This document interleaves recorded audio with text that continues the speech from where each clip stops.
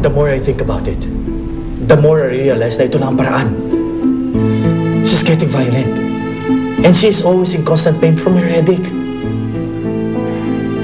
Simon, hindi ka nga pwedeng magsagawa ng lobotomy. Bukod sa delikado, illegal na yun ngayon. Charlene, you don't understand. Ito lang ang paraan.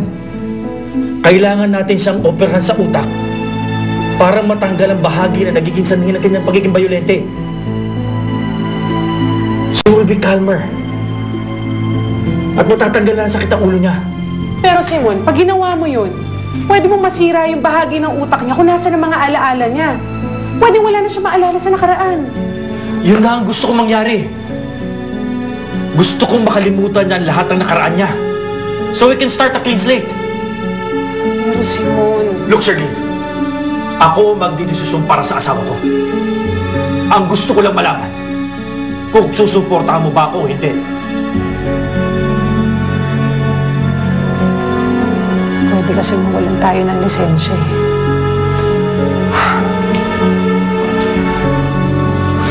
Kaya nga walang dapat makaalam. Kundi tayong dalawa lamang.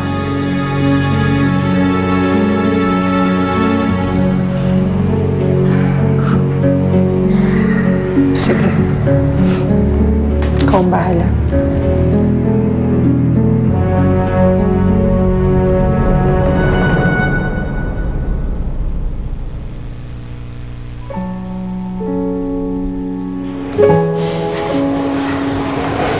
Junix,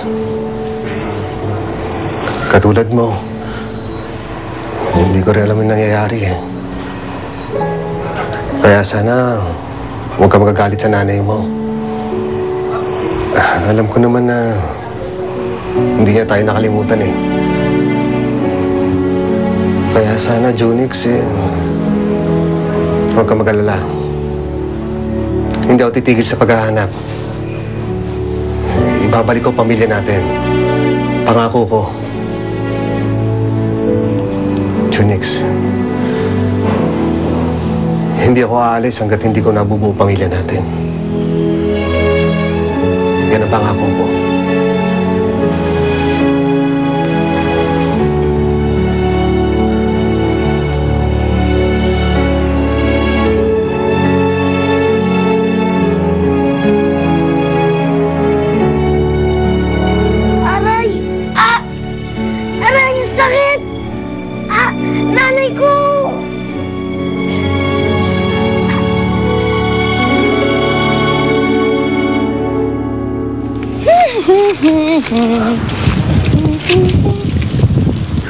Bakit masaya ka?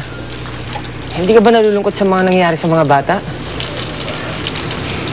Diyos ko naman, Norbert. May tutulong ba ako kung malulungkot ako?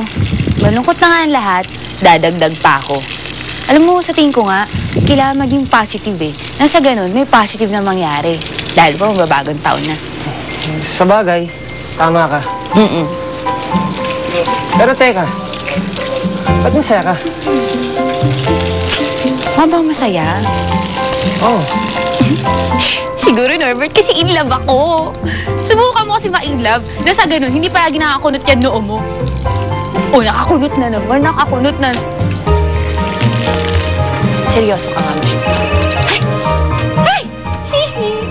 Ito na yun. Hello? Calvin? Oo naman. Siyempre, na-miss na rin kita. Mamaya? Naku, hindi kasi pwede ngayon eh. Pasensya ka na ha. Hindi talaga ako pwede lumabas ng bahay eh. Alam mo naman, marami nangyayari. Bukas na lang. Pangako. Sige na. Basta mahal kita. Mag-ingat ka. Bye. Oh. Kailangan mo. Ano ka ba, kuya? Girlfriend mo pa rin yung inaatupag mo. Bakit ba? Kita mo to. Wala kang alam sa lagay ni Mami. Ano nangyari sa kanya? Sinunggod sa ospital si Mami. Grabe na nga yung lagay niya eh. Kuya naman, kahit naman konti, magkaroon ka naman ng concern kay Mami. Grabe ka.